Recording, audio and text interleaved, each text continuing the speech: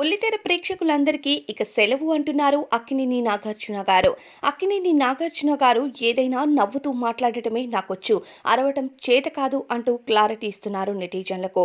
ఇక ఎన్నో బిజినెస్లతో, సినీ అవకాశాలతో వరుసగా యంగ్ హీరోస్తో పోటీ పడుతూ ముందుకు వెళ్తున్న అక్కినేని నాగార్జున గారు అటు వెండితెరకే కాకుండా బుల్లితెర ప్రేక్షకులకి కూడా బిగ్ బాస్ వంటి రియాలిటీ షోస్తో ఎంతో చేరువయ్యారు.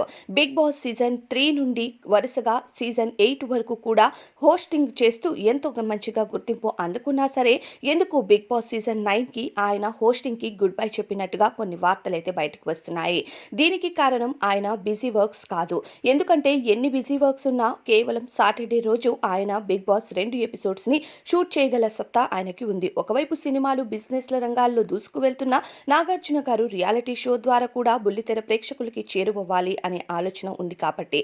అయితే ఇక బిగ్ బాస్ సీజన్ 9కి నాగార్జునకి బదులుగా బాలకృష్ణ గారు రాబోతున్నట్టుగా కొన్ని వార్తలు స్ప్రెడ్ అవుతున్నాయి. దీనికి కారణం ఆయన వచ్చిన కంటెస్టెంట్స్‌తో సీరియస్‌గా మాట్లాడలేకపోవడమే అంటూ కూడా ఈయన పైన కొన్ని చర్చలొస్తున్నాయి. నాగార్జున గారు కంటెస్టెంట్స్‌తో ఎంత పెద్ద గొడవ జరిగినా నవ్వుతూ మాట్లాడటం వల్ల ఎక్కడో కాస్త టీఆర్పీ రేటింగ్ తగ్గుతుందని, రియాలిటీ షోలో ఇంకా అగ్రెసివ్‌గా మాట్లాడే హోస్ట్ వస్తే బావుంటుంది అంటూ బాలకృష్ణను సెలెక్ట్ చేసినట్టుగా తెలుస్తుంది. మరి దీనిపై మీ అభిప్రాయం కామెంట్స్‌లో చెప్పండి.